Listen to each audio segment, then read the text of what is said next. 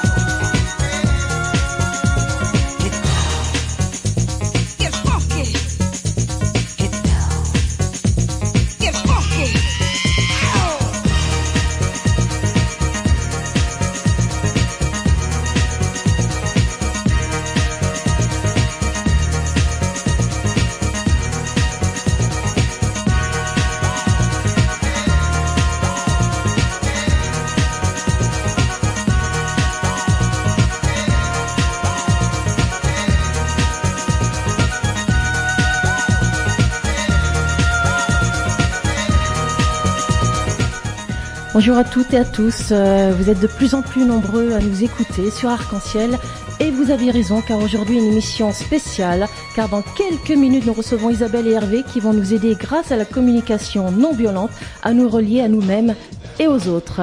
Alors je suis accompagnée comme chaque mercredi de mon ami Jean-Pierre. Bonjour Jean-Pierre. Salut Val. Tu vas bien ? Très bien, je suis très content que nous ayons des invités, ça me fait très plaisir. Eh bien je vois ça.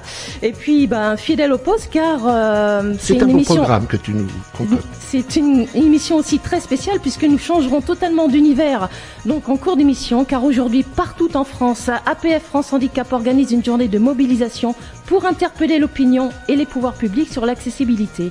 Et nous serons en direct avec plusieurs manifestants un peu plus tard dans l'émission. Alors tu les auras au téléphone, alors je compte sur toi. Eh bien on va essayer de se débrouiller de tout ça. Alors si vous souhaitez prendre un peu de distance et surtout changer votre regard sur les événements de votre vie quotidienne, restez bien à l'écoute d'Arc-en-Ciel car dans quelques instants, nos invités du jour vont nous faire découvrir la CNV et nous inviter à reconsidérer notre façon de nous exprimer. Alors nous revenons juste après avoir écrit sur les murs le nom de ceux qu'on aime pour que l'amour se lève enfin sur ce monde endormi avec les Kids United. On écrit sur les murs le nom de ceux qu'on aime, des messages pour les jours à venir. On écrit sur les murs à l'encre de nos veines, on dessine tout ce que l'on voudrait dire. Partout autour de nous, y a des signes d'espoir dans les regards. Donnons-leur écrit, car dans la nuit tout s'efface. Même leurs traces. On écrit sur les murs le nom de ceux qu'on aime, des messages pour les jours à venir. On écrit sur les murs à l'encre de nos veines, on dessine tout ce que l'on voudrait dire. On écrit sur les murs la force de nos rêves, nos espoirs en forme de graffiti. On écrit sur les murs pour que l'amour se lève un beau jour sur le monde endormi. Des mots seulement gravés pour ne pas oublier, pour tout changer.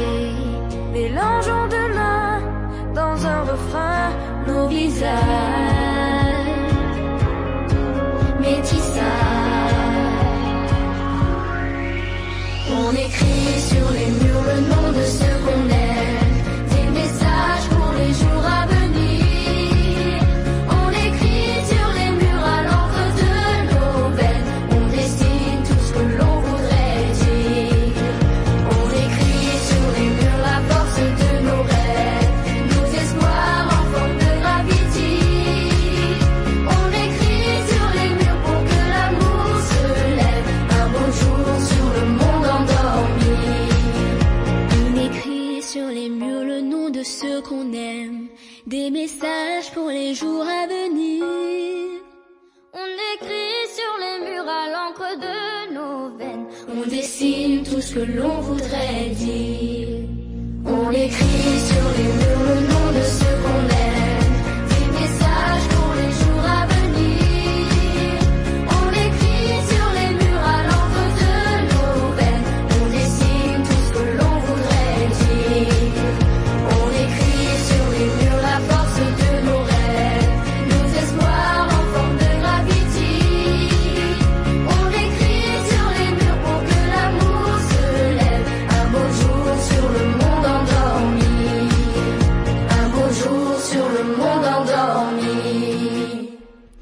C'est un réel plaisir pour moi d'accueillir dans nos studios Isabelle Chénaud, présidente de l'association Sur les pas de Marshall, et Hervé Robe, médiateur spécialisé dans la prévention et la gestion des conflits. Tu me reprends si je fais une erreur. Et tu es aussi animateur de groupe de découverte et de pratique de la CNV, la communication non violente. Tout à fait. Alors bonjour à tous les deux. Bonjour. Bonjour Valérie. Bienvenue dans nos studios et rentrons bien tout de suite dans le vif du sujet. Hervé, peux-tu nous expliquer ce qu'est la CNV ? Avec plaisir, mais tu sais que c'est toujours un exercice extrêmement délicat. La CNV, la communication non violente. D'abord, il faut rappeler que ça vient d'un Américain qui s'appelle Marshall Rosenberg, qui lui-même était un élève de Carl Rogers. Ce sont des gens qui ont beaucoup travaillé sur la communication et je crois que Marshall était avant tout un pédagogue extraordinaire et un homme d'aventure. Il a mis au point la communication non violente en se disant, en fait, je crois que l'humain, il a qu'une seule envie, c'est d'être bien et copain avec les autres. Alors évidemment, dit comme ça pose toujours un peu des questions, mais l'idée principale, elle est là. C'est de se dire, si on essayait d'être dans quelque chose qui soit maintenant authentique, vrai, se rendre disponible à l'autre, mais aussi, tu le disais tout à l'heure en introduction, disponible à soi. Donc, si je te comprends bien, hein, la qualité de la relation est placée donc au cœur du processus de la CNV. Exactement. Alors, comment on fait ? Alors d'abord, en fait, on se dit, on laisse tomber en fait toutes les croyances, tout ce qu'on a pu apprendre jusqu'à présent, et on essaye de passer à quelque chose de différent. C'est-à-dire que même si le mot il est un petit peu compliqué, on dit en communication non violente que la principale chose à faire, c'est de sortir de la dualité. La dualité, tu sais, c'est quelque chose qui dit soit c'est vrai, soit c'est faux. Soit j'ai raison, le plus souvent, soit tu as tort, ce qui va avec. C'est bon, voilà. C'est mauvais. Voilà. Donc l'idée principale, c'est ça, c'est de sortir de ce carcan-là pour aller vers autre chose. Et cette autre chose, en fait, c'est d'aller à la rencontre de l'autre et de soi-même. Parce que les deux sont aussi importants l'un que l'autre. D'accord. Et principalement, la grande nouveauté de la communication non violente, c'est justement de se tourner vers soi-même en se disant, mais en fait, qu'est-ce qui se passe pour moi ? Qu'est-ce qui se passe dans la relation ? Qu'est-ce qui se passe dans les événements qui sont en train de se produire ? Voilà. Donc la CNV nous invite à une expression authentique de soi, mais aussi à une écoute empathique de l'autre. Oui, une écoute empathique. Alors ça, c'est un mot, on va pouvoir y revenir dans quelques instants. Disons, déjà à la base, c'est une écoute bienveillante. Bienveillante. Voilà. C'est se dire, l'autre, il est en train de me parler, peut-être d'une façon qui me correspond pas ou que j'apprécie pas vraiment, mais il est en train de me dire quelque chose qui est profond chez lui. Alors, on va commencer à employer le vocabulaire de la CNV. Il y en a un tout petit peu. En fait, cette personne, elle est en train d'exprimer quelque chose, peut-être maladroitement, mais qui correspond à un de ses besoins. Elle a envie de quelque chose, elle ne l'a pas, et en fait, peut-être que à ce moment-là, c'est juste insupportable pour elle, pour une raison X ou Y. Et donc, en fait, elle va le dire, soit de manière très gentille, tu sais, Valérie, moi, là, je suis en train de stresser parce que je passe à la radio, mais en même temps, j'avais très envie de parler de communication non violente, alors je te remercie vraiment beaucoup. Ça peut être une première version. Tu vois. Et puis, il peut y avoir une version qui va être bien différente, dans laquelle on va dire, oui, moi, tu comprends, quand les gens comme ça, ils parlent tout le temps, j'ai du mal à comprendre, et en fait, ça m'intéresse pas. Voilà, je décroche. Bon. Mais en fait, quelle que soit la version dans laquelle on est en train d'exprimer des besoins. D'accord. D'une manière qui est peut-être sympathique, d'un côté, ou bien d'une manière qui peut être maladroite de l'autre. Voilà. Donc tout repose sur l'écoute de nos besoins fondamentaux, alors ? Tout repose, voilà, sur l'écoute de nos besoins fondamentaux. C'est tout à fait ça. Alors, deux images reviennent souvent en CNV, la girafe Et le chacal, alors tu peux nous expliquer pourquoi? Alors, la girafe et le chacal.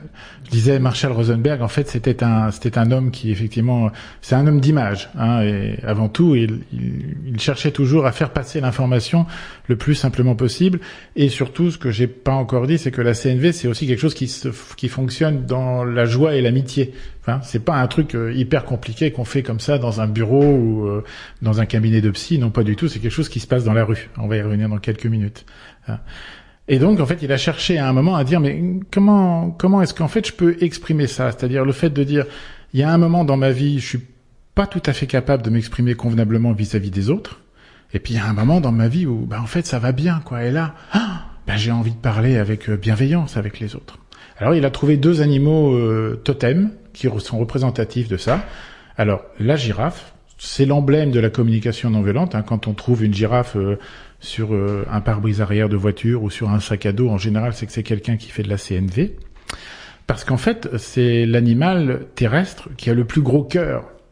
Et puis en même temps, c'est un animal qui n'a pas de prédateur. C'est un animal qu'on apprécie. Il est quand même assez rare de trouver quelqu'un à qui on dit, tu sais, j'ai été voir des girafes la semaine dernière au zoo de Beauval, et puis qui va faire beuh comme ça. Là, voilà. Donc, non, hein, la girafe, c'est un animal qu'on apprécie par défaut. Donc voilà, l'idée c'est, lorsque je me mets en situation d'être dans la CNV, dans la communication non violente, à ce moment-là, je suis girafe. Et puis, évidemment, il y a l'antithèse. Alors l'antithèse, il a cherché aussi, il s'est dit, mais qu'est-ce qui peut ressembler vraiment profondément à l'opposé de la girafe? Alors il a trouvé le chacal, parce que le chacal, il a quelques caractéristiques qui sont intéressantes, dont 2 principales. C'est que la première, c'est qu'en fait, il ne sait pas vivre tout seul, et la deuxième, c'est qu'il ne sait pas vivre en groupe. Voilà. Alors pour résumer, si je comprends bien, tous les 2 ont 2 manières différentes de penser et de s'exprimer. Oui. Et le chacal, lui, est basé sur un jugement et un langage qui nous couperait un peu de la vie. Exactement. Mais en fait, nous trompons pas, c'est ce que l'on fait tous les jours. C'est qu'on a tous un comportement chacal qui est très très très ancré à l'intérieur de nous. Et l'idée justement de la communication non violente, de la CNV, c'est d'essayer de se rendre compte de cette manière que nous avons de fonctionner, et puis d'en sortir pour aller vers autre chose, quoi. Les jugements, pardon, excuse-moi. Non, vas-y. Les jugements, c'est quelque chose, oui, qu'on profère à peu près 36 fois par minute, tous autant qu'on est, quoi. Hein, voilà. Il parle vite, il parle mal, il arrête pas de rigoler, il fait des blagues. Enfin bon, bref, tous ces jugements-là, ça fait que finalement, on se coupe un peu de la réalité des gens qu'on a en face de nous, quoi. C'est pas parce qu'on a en face de nous quelqu'un qui peut être agressif ou dans la difficulté que c'est pas aussi un être humain. Et donc, du coup, peut-être que quand on est en train de le regarder, en train de se dire non, mais qu'est-ce que c'est que ce bonhomme là qui est en train de m'agresser verbalement, j'entends, encore. N'empêche que c'est aussi un être humain qui est en train de répondre à des besoins. Alors si je résume un peu tes propos, notre manière de penser peut générer, oui, même de communiquer, peut générer de l'opposition. Oui, tout à fait. Alors c'est pour ça qu'il y a la CNV qui arrive et donc Marshall a élaboré un processus. Oui. On peut rentrer un peu plus dans le détail? Alors on y va. Attention, prenez des notes. Ou Isabelle, je sais pas, comme tu veux. Non, on va laisser Hervé, tu connais bien.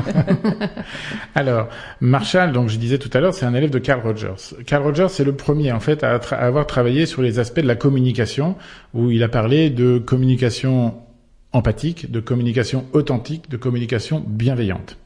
Marshall, étant son élève, il a repris, en fait, ces propos-là, mais en même temps, et c'est la force, en fait, de la CNV, c'est qu'en fait, il a mis en place un processus qui est très simple, à expliquer en tout cas, peut-être parfois qui est un petit peu plus difficile à mettre en œuvre, mais l'idée fondamentale, c'est de dire, lorsque je veux communiquer avec quelqu'un, lorsqu'il se passe quelque chose et que je veux rentrer dans la communication avec quelqu'un, en fait, je peux essayer d'utiliser au mieux 4 étapes qui sont relativement simples à entendre, c'est-à-dire de dire qu'en fait, on va passer par une étape d'observation. Qu'est-ce qui se passe ? Quelle est la raison profonde? Quel est le fait qui me fait me bouger là et faire que je sens que ça réagit à l'intérieur de moi? L'observation. Derrière, c'est dire en fait, qu'est-ce qui se passe pour moi? Voilà, on est dans un studio de radio et en fait là, en même temps que je parle, c'est vrai que je sens que je suis un peu stressé. Voilà. Troisième point, C'est, en fait, est-ce que par rapport à ce qui se passe pour moi, il y a un besoin ou quelque chose de particulier que j'aurais envie de dire, j'aurais envie de satisfaire, ou de voir complètement insatisfait? Ça peut être, par exemple, de dire, là, Hervé, t'es en train de parler beaucoup, faut peut-être que tu laisses de l'espace aussi aux autres. Et c'est à ce moment-là qu'on doit clarifier ses besoins. Alors, c'est à ce moment-là qu'il faut clarifier ses besoins, évidemment. Alors, c'est souvent une étape qui est un peu difficile, parce que ce soit en termes d'émotion sur l'étape 2, ou que ce soit sur l'étape 3 en termes de besoins, il se trouve qu'en fait, on a tous le vocabulaire, on connaît tous les mots, mais en fait, on a perdu l'habitude de les associer par rapport à ce qui peut se passer à l'intérieur de nous, que ce soit en termes d'émotions, de sentiments ou de besoins. Enfin, il y a une 4e étape. Et celle-ci, elle est aussi importante que les autres. C'est en fait d'être dans la capacité de pouvoir faire une demande. Une demande qui soit en rapport avec le besoin que je viens d'exprimer. Si par exemple je dis, j'aurais besoin de me désaltérer, voilà, je vais peut-être simplement demander à quelqu'un de m'apporter un verre d'eau. Tout simplement.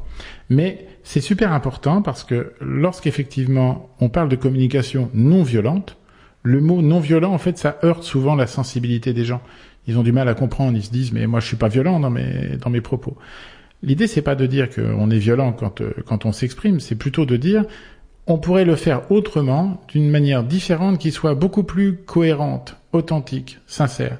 Et lorsque, en fait, par rapport à l'expression d'un besoin, j'exprime derrière une demande, en fait, ça clarifie tout à fait la situation par rapport aux gens qui nous entourent. Je peux très bien avoir envie de boire un coup, mais ne pas demander d'avoir un verre d'eau. C'est moi qui vais m'en occuper. Mais je peux très bien aussi me dire, là, en fait, je peux pas trop bouger, il y a quelque chose qui me préoccupe, voilà. Est-ce que tiens, Isabelle, tu serais d'accord pour aller me chercher un verre d'eau? Et du coup, Isabelle, elle aura le choix, elle pourra dire, oui ou non. Mais en tout cas, moi, je serais passé par 4 étapes. J'aurais dit, en fait, ce qui se passe, j'aurais dit ce qui se passe à l'intérieur de moi, j'aurais dit le besoin, et donc j'aurais fait une demande, et donc à ce moment-là, Isabelle ou quelqu'un d'autre, sera tout à fait en mesure de comprendre ce qui se passe pour moi, contrairement, entre guillemets, à l'habitude. Voilà. Alors, comment différencier une demande d'une exigence? L'exigence. Ça, c'est une vraie problématique. L'exigence, en fait, c'est quelque chose qui est lié à la punition. C'est-à-dire que, en fait, lorsque je te fais une demande qui est sous forme d'exigence, c'est pas nécessairement le ton qui va dire que c'est une exigence. C'est le fait que, moi, de mon côté, lorsque j'émets l'exigence, je te fais comprendre que si tu ne réponds pas favorablement, tu prends le risque d'être puni, d'une façon ou d'une autre. Je te parle plus, je te boude, je te mets une baffe, enfin bref, peu importe, d'accord? Non, pas de baffe pour moi. Non. Je veux bien aller chercher le verre d'eau. Pour l'instant, ça s'est bien passé jusqu'à présent. Donc, du coup, il faut que cette demande soit réalisable, précise, également, puis dans un langage alors positif. Il y a plein de critères, mais voilà, l'idée c'est d'être le plus précis possible, de manière à ce que la personne puisse être en capacité de répondre le mieux possible, d'accord? En sachant que là aussi, la précision, c'est aussi dans le temps. C'est-à-dire que je vais aussi, si c'est possible, bien sûr, je vais poser la demande en disant, est-ce que ça serait possible d'avoir un verre d'eau dans les 5 minutes qui viennent? Voilà, par exemple. Ok. Alors, je propose de faire une petite pause musicale, et en fait, une petite surprise pour vous deux, mais peut-être surtout pour toi, Hervé, car nous allons illustrer tes propos, par une chanson interprétée par le grand, l'unique Marshall Rosenberg. I feel so sentenced by your words. I feel so judged and sent away. Before I go, I'd like to know, is that what you meant to say? Before I rise to my defense, before I speak in hurt or fear, before I build that wall of words, tell me, did I really hear? Words are windows or they're walls. They sentence us or set us free. When I speak and when I hear, let the love light shine through me. There are things I need to say,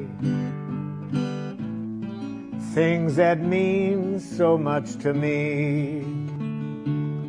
If my words don't make me clear, Will you help me to be free? If I seem to put you down, if you felt I didn't care, try to listen through my words to the feelings that we share. Words are windows or they're walls. They sentence us or set us free. When I speak and when I hear, let the love light shine through me. Alors brièvement, je vais un petit peu traduire pour nos auditeurs ce que Marshall chante dans cette chanson. Alors je résume pas tout, mais bon, brièvement, il dit qu'il se condamne donc par tes mots, jugé, rejeté. Il se sent condamné par tes mots, jugé, rejeté. Donc avant de réagir, il aimerait vérifier si c'est bien cela que tu voulais dire avant que sa douleur, sa peur donc ne parle.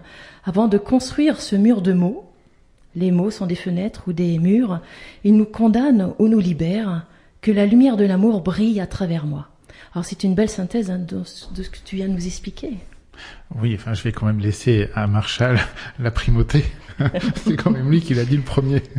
C'est sûr, mais toi, t'es là pour vraiment nous promouvoir un petit peu aussi cette nouvelle façon de communiquer.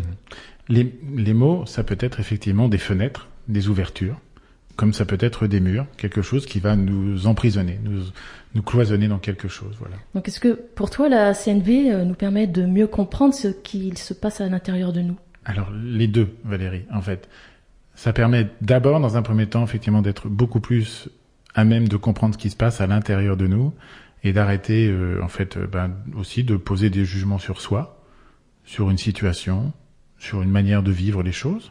Mais c'est aussi une manière de clarifier ce qui se passe dans la compréhension que l'on peut avoir de l'autre et de ce qui lui arrive. Tu sais, tout à l'heure, on parlait d'empathie.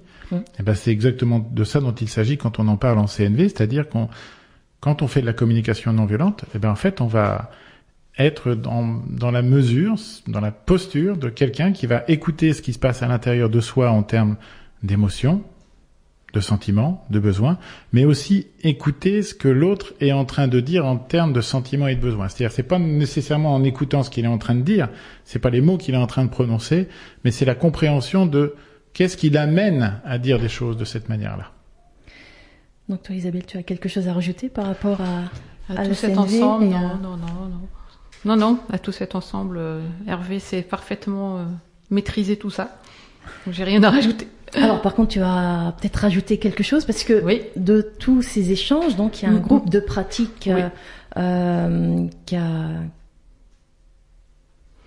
Donc je vais peut-être me présenter. En fait, oui, bien sûr. Et une association est née donc voilà. de ce groupe de pratique. En fait, c'est voilà, ce que je cherchais à. Ouais. Donc je vais me présenter. Je suis Isabelle Chénaud.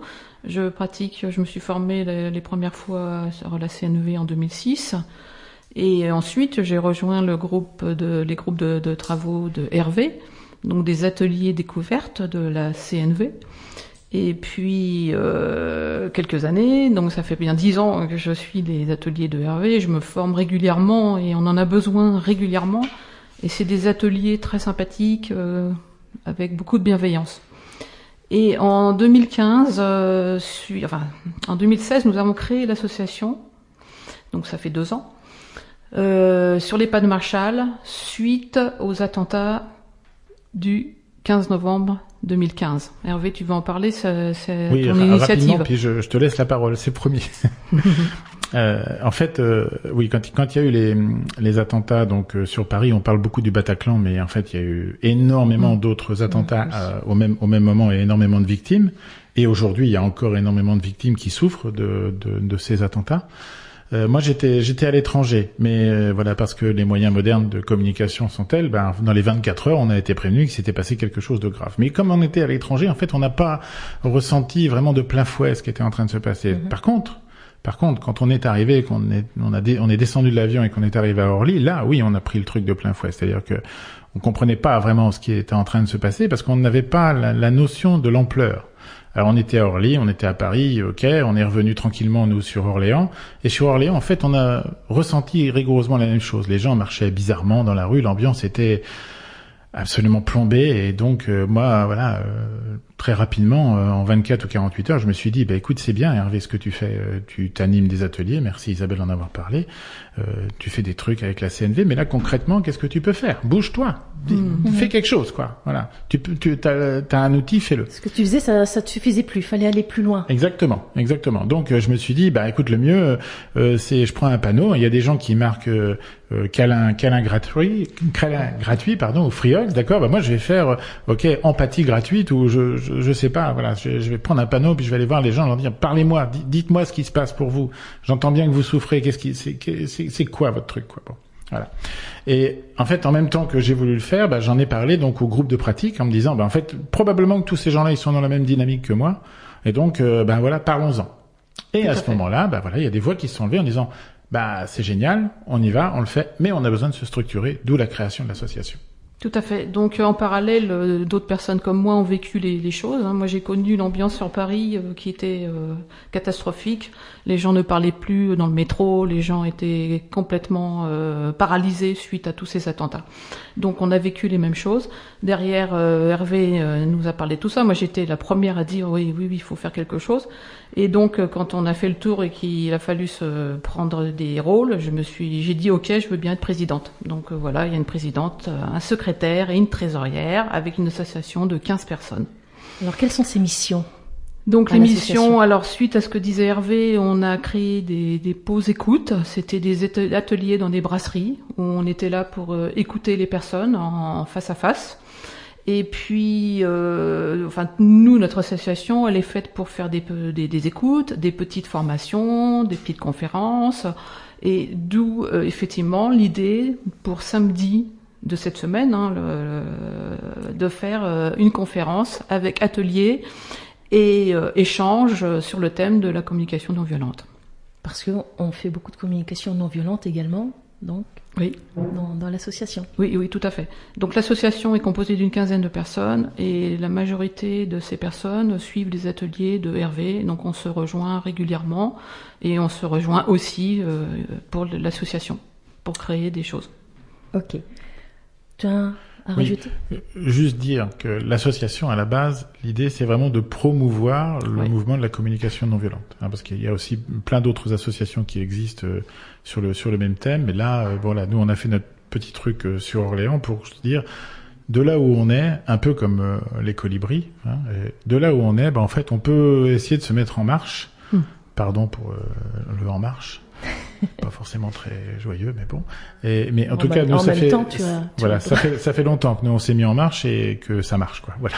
Et alors, une question, est-ce que c'est vrai ou est-ce que c'est que nous pouvons communiquer avec plus d'authenticité en communiquant en mode CNV? Est-ce que dans les échanges qu'on a à travers l'association, tu le remarques? Oui, tout à fait, oui. Oui, et puis dans la vie de tous les jours, de temps en temps, tu te dis, tu te reposes des questions et ça te permet d'être beaucoup plus à l'aise avec les autres.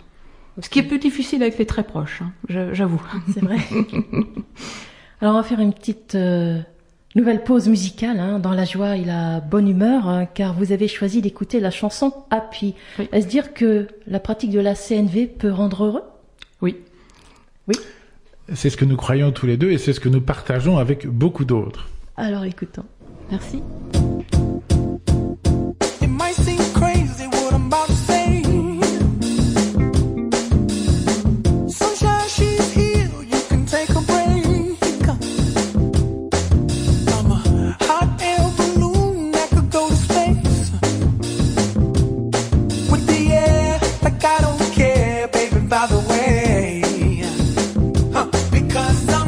Clap along if you feel like a room without a roof.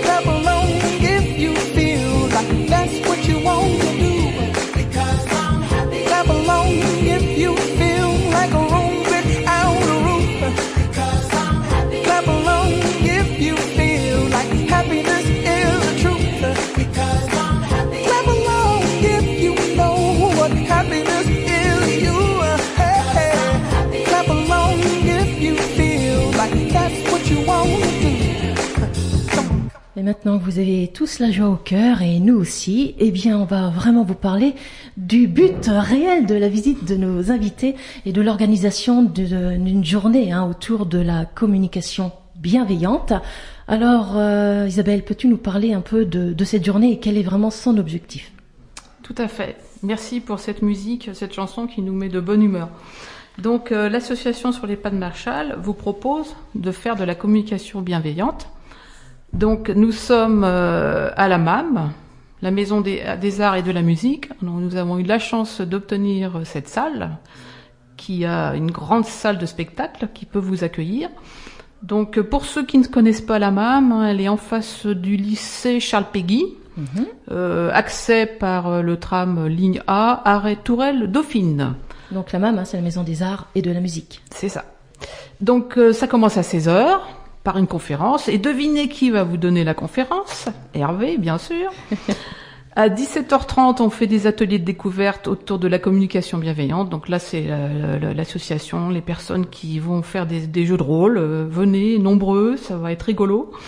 Et les activités conviennent aux enfants. Donc n'hésitez pas à venir en famille avec les enfants. Et de 17h30 à 19h30, donc les ateliers. À 19h30, nous aurons des échanges. Devinez avec qui ? Hervé. Avec tout le monde. Et tout le monde. Donc sur place, vous avez des tartes, des pâtisseries maison, des boissons fraîches. Et l'entrée est gratuite et on vous demande, si c'est possible, une participation libre au bénéfice de l'association. Alors, pourquoi vous avez eu envie d'organiser cette première journée, un peu découverte Écoute, Valérie, c'est pour promouvoir la CNV. La CNV, et puis la faire connaître au plus grand nombre. Et la faire connaître au plus grand nombre, aux parents, aux enfants, aux petits, le plus possible de personnes. On a fait des flyers, comme tu as là en ce moment, qu'on a distribué un petit peu partout. On a fait de la publicité, on a fait une page Facebook. On fait plein de choses pour se faire connaître. Oui, et puis aussi l'idée, c'est de créer un événement qui soit peut-être, si on peut, fédérateur autour de la CNV, et que ça soit un événement déclencheur qui fasse qu'il y ait encore plus de monde qui viennent découvrir la communication non violente et qui l'utilisent. Déjà, il y a plein de gens dans les murs d'Orléans qui l'utilisent. Il y a plein de gens qui sont venus à mes ateliers, mais il y a aussi plein d'autres personnes qui font ça. Et c'est vraiment pour essayer de se dire, ok, on se fédère un peu autour de ça, de cet événement-là, pour être encore plus visible, qu'il y ait encore plus de monde qui connaissent et qui puissent participer, sachant que, encore une fois, Isabelle l'a bien dit, mais c'est vraiment important. C'est un événement qui est festif, joyeux, dans lequel en fait les petits et les grands peuvent venir. Que les petits viennent, il y a des animations pour eux qui sont assez spécifiques pour eux, mais globalement, tout ce qu'on peut faire en termes d'animation, ça va très bien pour les petits et les grands, voire même les très très grands qui pourraient avoir envie de venir nous voir. Oui, parce que rappelons que la communication bienveillante, plus on commence tôt, mieux c'est. Oh là là, oui. Et on a la joie aussi de savoir que, grâce à des adhérents qui sont notamment dans le milieu de l'éducation ou qui étaient dans le milieu de l'éducation, on sait que c'est quelque chose qui rentre de plus en plus dans les écoles, dans des manières de fonctionner, dans des attitudes, dans des choix. Tant mieux. Ça rentre aussi au travail. Oui, ça rentre dans le milieu de l'entreprise. Bon, c'est peut-être un petit peu plus délicat. Bon, en tous les cas, depuis notre plus jeune âge, on nous a appris un langage analytique, moralisant, qui nous entraîne à émettre des jugements et des valeurs. Alors surtout, n'hésitez pas. Vous savez maintenant, grâce à Hervé et Isabelle, qu'il y a une autre façon aussi de communiquer. Alors si vous souhaitez approfondir vos connaissances, la journée du 29 septembre prochain vous permettra de faire de la communication bienveillante, et je vous assure que vous serez accueillis avec le langage du cœur. Isabelle, rappelle-nous, où, à quelle heure ? Donc à la MAM, la Maison des Arts et de la Musique, Orléans, donc de 16h à 20h30. Alors merci en tous les cas. Merci Valérie. D'être venue nous rejoindre dans les studios. Merci Valérie. Bonne journée samedi, et puis à très bientôt pour une plus longue émission sur la CNV, si vous êtes d'accord. Avec plaisir. Oui. Très grand plaisir. Merci beaucoup. Merci. À très bientôt.